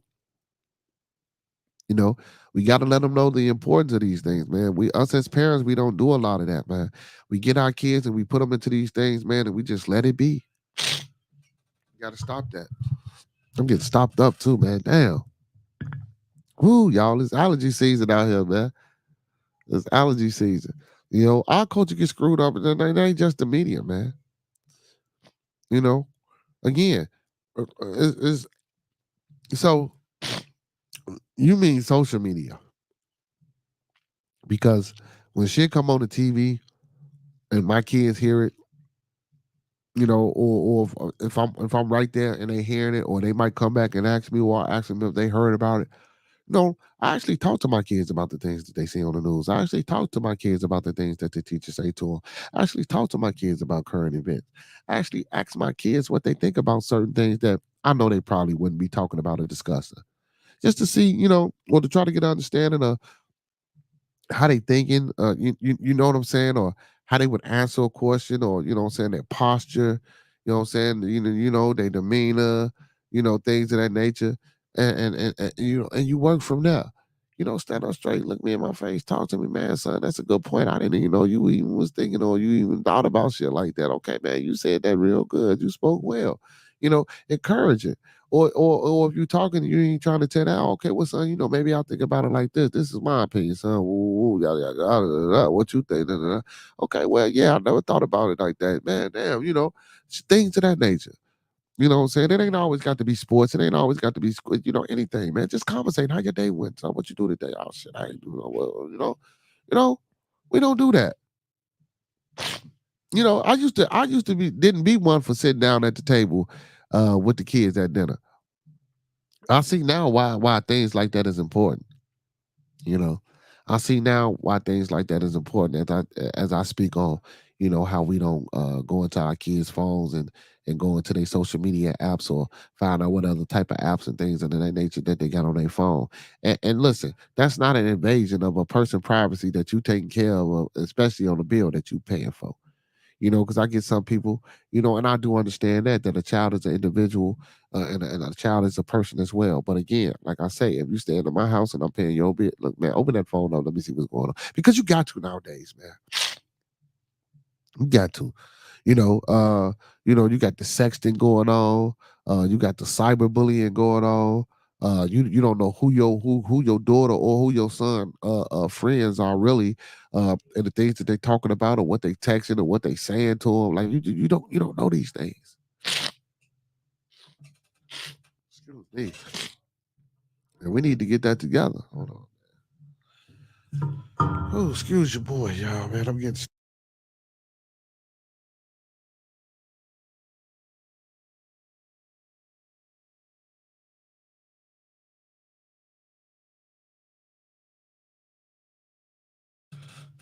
stopped up, man. I don't know. I don't know. I don't know. I don't know.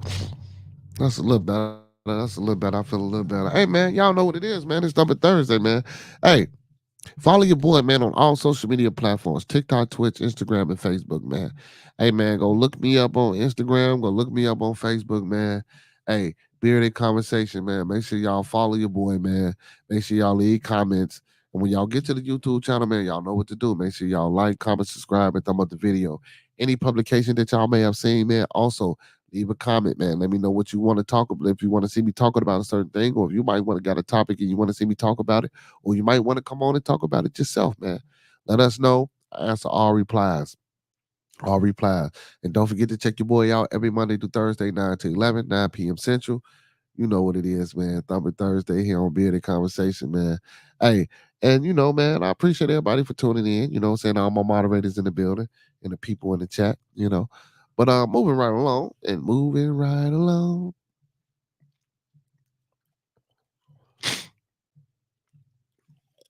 This was crazy, y'all.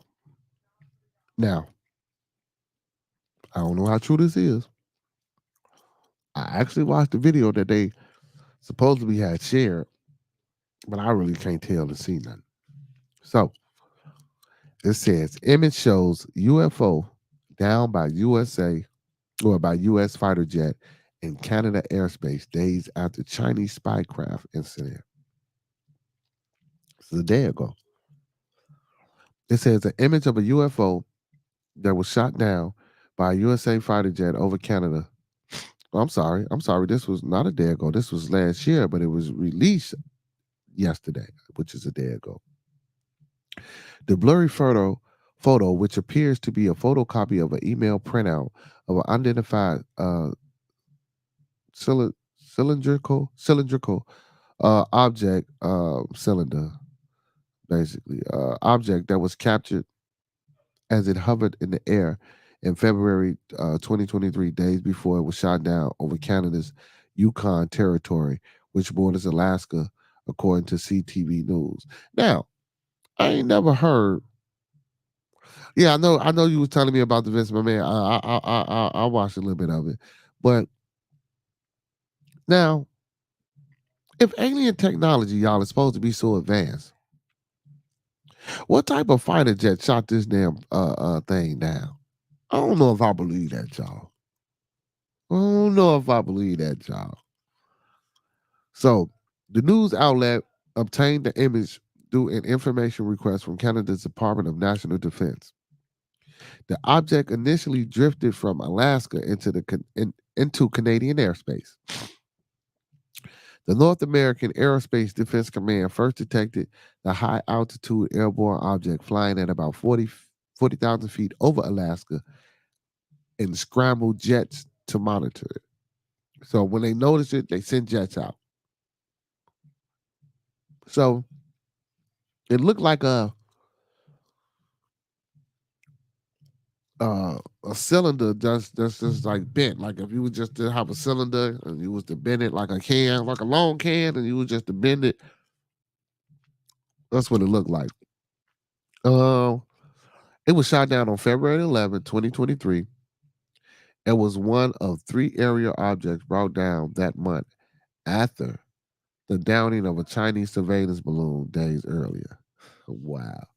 It said all three objects were smaller than the Chinese spy balloon that drifted from Alaska across the United States before it was shot down off the coast of South Carolina on February 4th, 2023.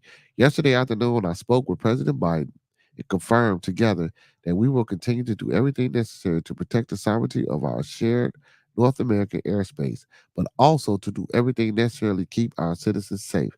Canadian Prime Minister Justin Trudeau said at the time.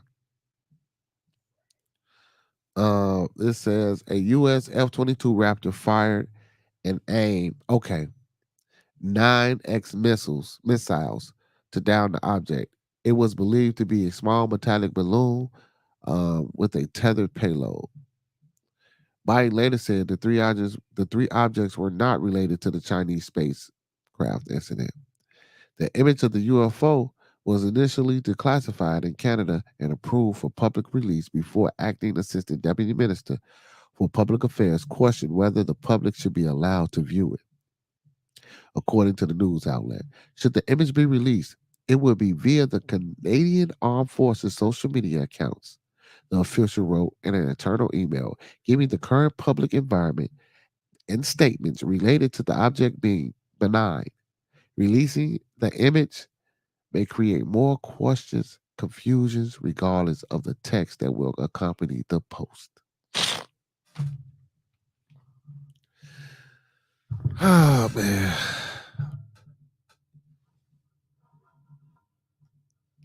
Have you ever heard of civilian science projects? No, I haven't. But I'm pretty sure civilians do science projects all the time. He said, I found one through NASA that listens to radio transmissions in space to detect life on other planets. You know, they've been trying to do that. They've been doing that for a while. Excuse me, with the radio waves and stuff like that. Uh, so people, I don't know how to say this because I don't want to, like me personally, do I believe there are other creatures or beings out here in the world? Yeah, I do. I do. If you listen,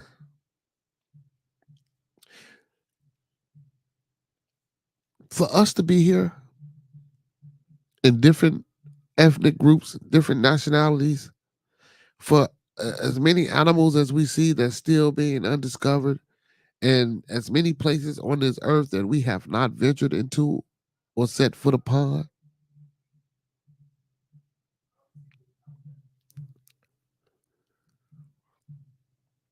it's amazing how one can believe in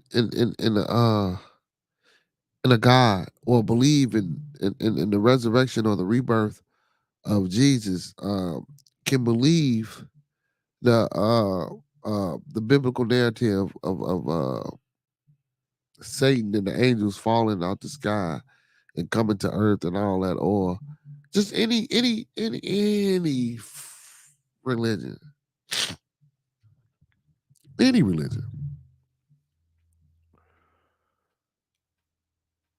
If you can believe that, why can't you believe in aliens? Like as many planets as many planets in this solar system, like you, it's not that hard for me to entertain that it's other life on other planets.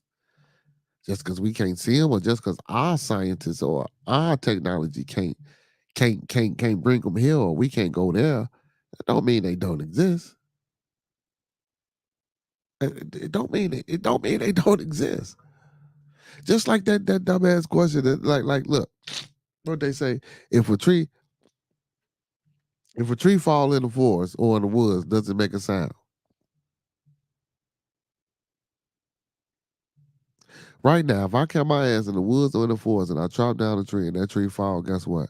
That tree is gonna make a sound. Whether I made it fall or whether some struck it and it fell. And if I listen, just because you ain't there to hear it, it's gonna make a sound. So just because we can't see or prove that there's no other life forms out here on other planets, that don't mean they don't exist. And shit, we steady we steady get these UFOs. We steady. Now I ain't gonna get up into all the abductions and stuff like that, man, because you know some of that should be a little bit much. But I do think, man, is some other life form out there, and I do think that the government sometimes as well be doing experiments, and we make aircrafts and all these, like the Chinese balloon. Like, yeah, you know, we making shit, man, to go up here and see how. Yeah, come on. He said there are other life forms. I just think they're extra dimensional and not extraterrestrial. Please do explain, Professor Remo. So you think they from a whole different place, period. Because extraterrestrial, all extraterrestrial, I mean, they still of this world, they still of this realm. You know what I'm saying? They still of this realm. They just like maybe, you know, just a little further away. But another dimension is a whole different paradigm. That's a whole different uh see, that's why when we get into is the world flat around, like when Master Teacher be on, and I said one time, well, you know, the way we see things and the way we perceive things as two-dimensional beings or as three-dimensional beings, if we were to go to another dimension and look down on the earth would be flat. So maybe, see, and this is what I'm saying. Maybe the way the earth world, see, that goes back like with the Sumerians and Anu. You know, I'm not gonna say the name because you know they say they flag you for that word, so I'm gonna stop. I'm not gonna say that word. But just like with the Sumerian people with the Anu, how they came from the planet Nibiru, which was actually supposedly was a ship, or how their airspace was messed up, and they came here mining for gold to take the gold back to their homeland so they could clear up their atmosphere. And in the process of doing that, they created, you know, people. Well, they enslaved other people or groups of people from out, from other regions, brought them here to do work, and those people got tired. And so what they did was, you know, they created man, and then and we wasn't the first man. That's why you have different creation stories in the Bible. So they created us, but we weren't able to mate. So since we couldn't mate and create other people, we were useless. Meaning, because once you did your job and you died off, you know what I'm saying, you weren't no good no more. So we couldn't mate. We couldn't procreate. So supposedly, uh, they did a admixture of themselves, or what's the word I'm looking for? What's the word I'm looking for? Oh my god! Or they bioengineered us with them using a female who actually traveled here. You know, took our DNA, put it inside of her, and supposedly she had the first Adamu, which is Adam or the first man. But y'all go look into that, man. A lot of these stories be crazy, man. Y'all gotta look into that. So again, but see, but even within that, they were still inside of our solar system. They wasn't from a different dimension. Dimensions are completely different in terms of planes of existence, such as worlds inside of mirrors, for example. Yeah, yeah, most definitely, most definitely. I know. He said a shadow might have a different existence outside the presence of light.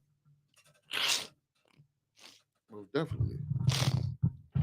Most definitely. Like I done heard some people say, um, you know how you when if you outside of your shadow on the side of you, I done had some people say, man, as they walking, it look like they shadow was walking towards them or walking away from them, like they like they spirit is leaving or like it's doing something else. I done heard all types of shit, man. So and then miracles, like and to say something, and I don't want to get off into the because like, but to say something that's divine and holy or prestigious and that value don't exist. Um, I might not agree with what to call it, but to say that it doesn't exist, um, it's kind of treacherous, man. Because like y'all gotta know, we just didn't pop up in this motherfucker, man. We just didn't pop up. Even if you believe that bacteria, who created the bacteria?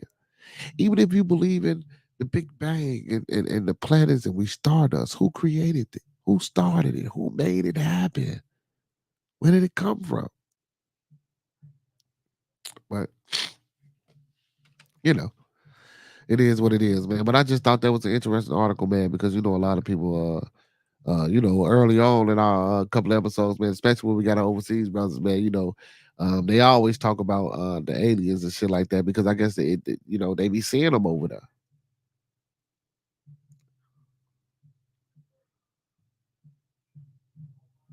What? What's this, man? This the last thing, man, before I get up out of here, man. And cause y'all know, man, gotta go make them donuts. So, I'll be gone for the weekend, man. Thursday, Friday. I mean, my bad. Friday, Saturday, we get back Monday, man. So this the last thing, man. I'm gonna get up out of here real quick. It says bank calls cop on black dad trying to cash a check to buy school supplies. This the suit says. A bank manager called the police on a father of four who was trying to cash a check to buy school supplies for his children after employees locked the doors upon seeing him, according to racial discrimination lawsuit. It was the man's third attempt to cash the $1,500 check issued by his employer at an at an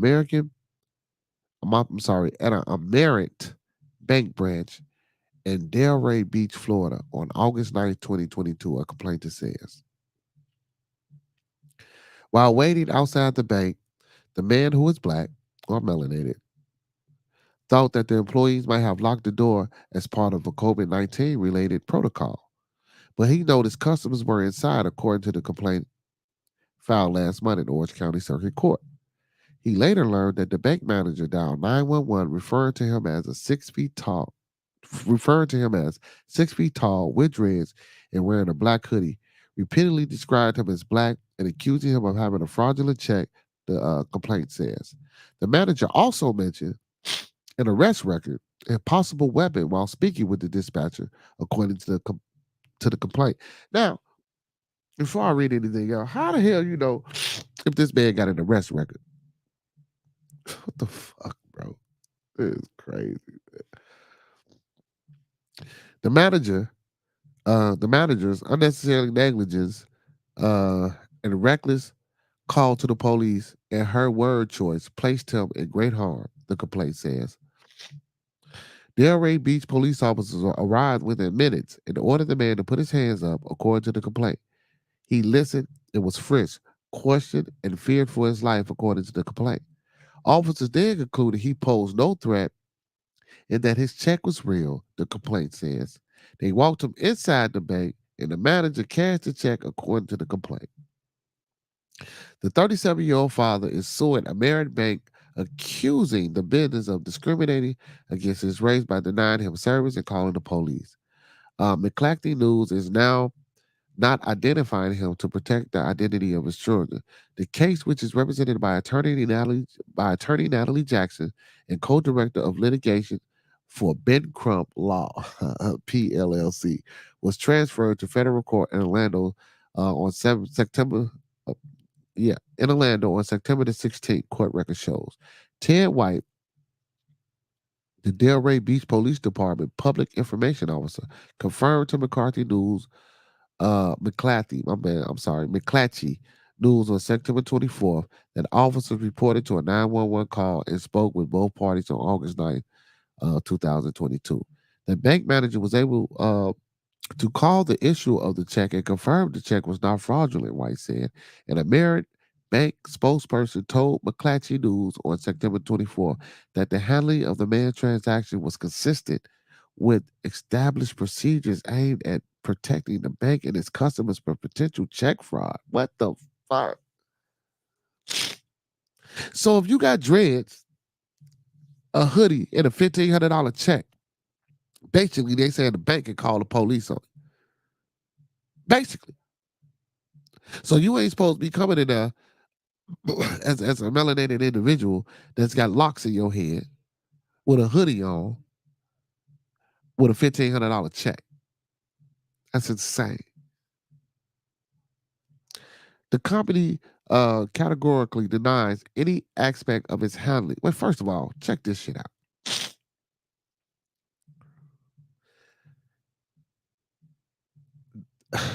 An American bank spokesperson told McClatchy News on September the 24th that the handling of the man's transaction was consistent with established procedures aimed at protecting the bank and its customers from potential fraud. The company categorically denies any aspect of its handling of its transaction was based on race, the spokesperson said. You know what? I ain't gonna read no more of that. That's bullshit. Again,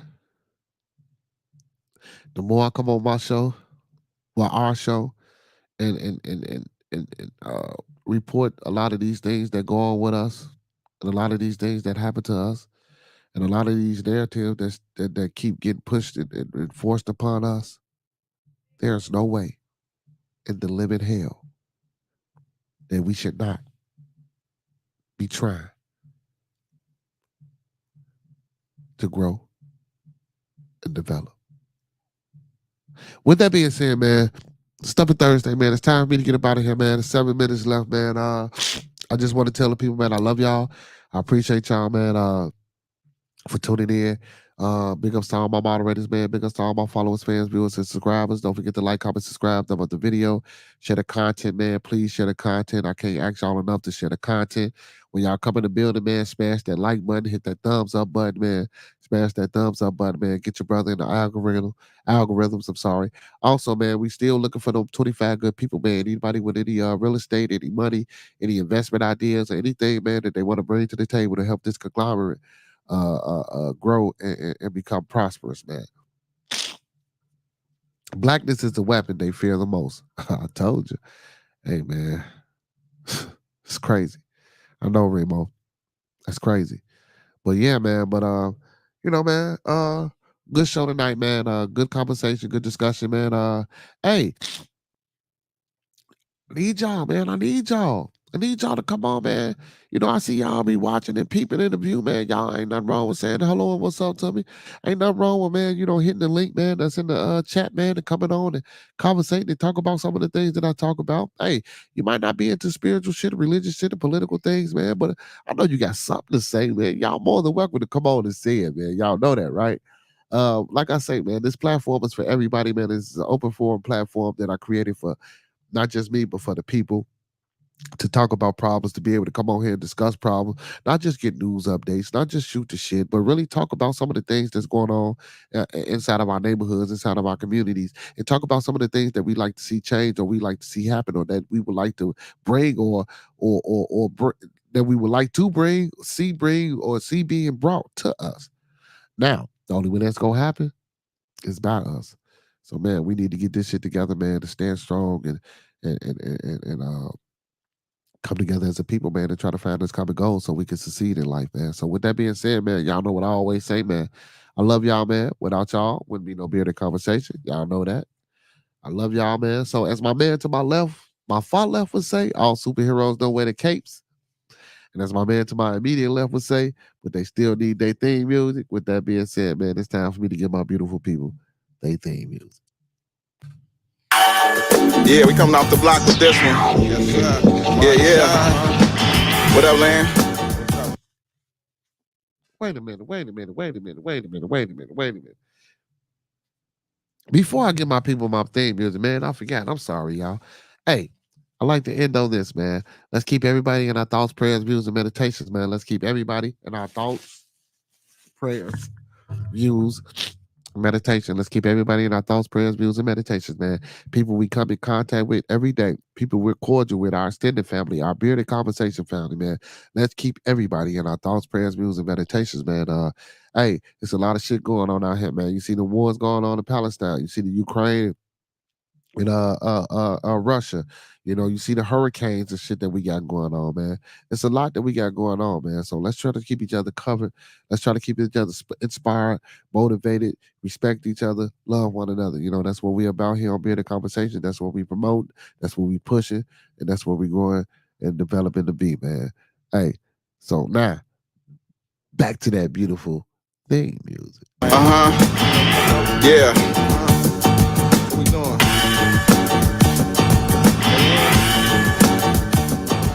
Bearded conversation, homie. Hey, big ups to everybody tonight too, man, for checking me out, man. I appreciate all my followers, fans, viewers, and subscribers, and moderators, y'all. Know I love y'all. I love y'all. I love y'all. I love y'all. Bearded conversation, homie. Tap in. Why you hating? You already know we locked in. The world's greatest. Broadcasting live and they love it, but don't judge us.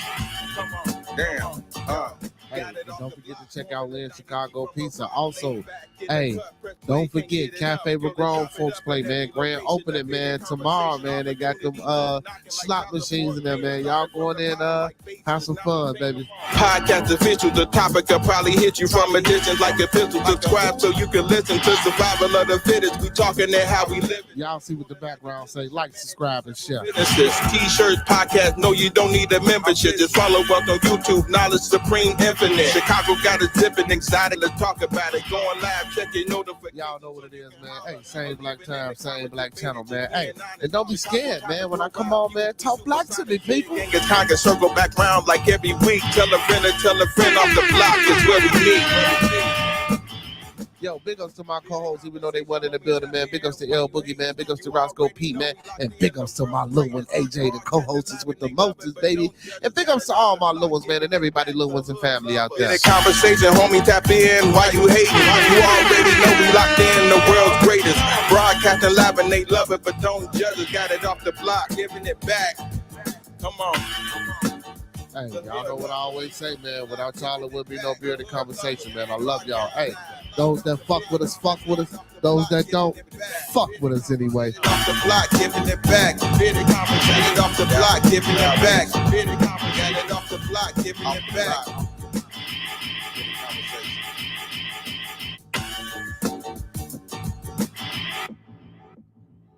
Yo, man, y'all know what it is, man. Hey, man, thank y'all for tuning in, man, to another great episode of Bearded Conversation, man.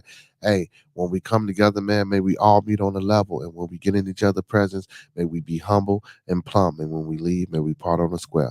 With that being said, man, keep everybody in your thoughts, prayers, views, and meditations. Good night, good evening, good night, good evening, good night, good evening to all my overseas brothers and sisters and all my in-state melanated brothers and sisters, man. All my Beardonians. All my beautiful people, man. I love y'all, and we out.